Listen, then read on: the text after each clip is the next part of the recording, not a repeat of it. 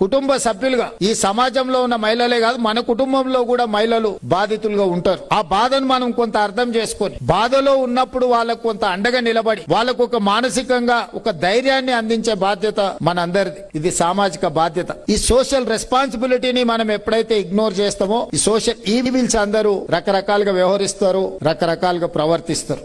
మహిళలు ఆర్థికంగా నిలబడి ఈ రాష్ట్ర అభివృద్ధిలో 50% భాగస్వామ్య మహిళలు ప్రత్యక్షంగా తీసుకున్నప్పుడే రాష్ట్ర ప్రభుత్వం అనుకుంటున్న గోల్స్ కు రీచ్ అవుతాము. మరి ఇవన్నీ జరగాలంటే ఆ మహిళకు భద్రత ఉండాలి కదా. భద్రత లేని సమాజం, మహిళకు రక్షణ లేని సమాజం అభివృద్ధి జరగదు. అభివృద్ధి జరగాలి అంటే మహిళ స్వేచ్ఛగా తన వ్యాపారాన్ని, తన చదువుని, తన సామాజిక బాధ్యతను నిర్వహించగలిగినప్పుడే ఈ సమాజం నిలబడుతుంది. ఈ సమాజం అన్ని రకాలుగా నిలబడాలి అని అంటే మహిళ తన కాళ్ళ మీద తను నిలబడాలి. మహిళ తన కాళ్ళ మీద తను నిలబడాలి అంటే ఆ మహిళకు రక్షణ కల్పించాలి. వారి పిల్లలకు భద్రతనివ్వాల్సిన బాధ్యత రాష్ట్ర ప్రభుత్వాల మీద ఉన్నది. అందుకే మా పోలీసులు ఒక మంచి కార్యక్రమాన్ని తీసుకున్నందుకు వారిని అభినందిస్తూ, ఈ కార్యక్రమంలో పాల్గొన్న ప్రతి ఒక్కరిని, పీస్ కమిటీ సభ్యులను కూడా చివరగా నేను ఒక సూచన చేయదలుచుకున్నా. ఈ రోజు మనం ఎంత కష్టపడి, ఎంత ఆర్థిక ప్రగతి, సామాజిక ప్రగతి సాధించినా మన పిల్లలు సరైన దారిలో లేకపోతే మన శ్రమంతా వృధా. మన కళ్ళ ముందే మన పిల్లలు వ్యసనాలకు బానిసలైతే ఇది సమాజానికి తీరని దుఃఖం.